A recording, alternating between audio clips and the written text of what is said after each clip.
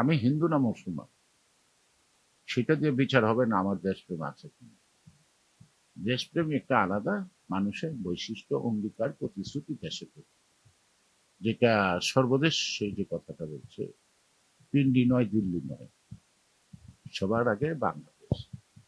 এই কথাটাই হলো জাতীয়তাবাদী শক্তির মূল সোয়া। আগে আমার বাংলাদেশ, আমার বাংলাদেশ স্বার্থ।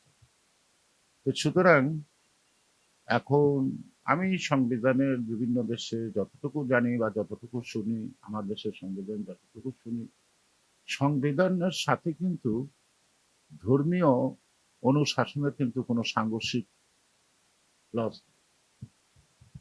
অর্থাৎ সংবিধান বলে নাই ধর্ম পালনে এই যারা বাধা আছে, এটা করা যাবে, এটা করা যাবে, এটা কোনো দেশেই নেই। তো সুতরাং ধর্মীয় অনুশাসন এক জিনিস, রাষ্ট্রীয় অনুশাসন আরেক।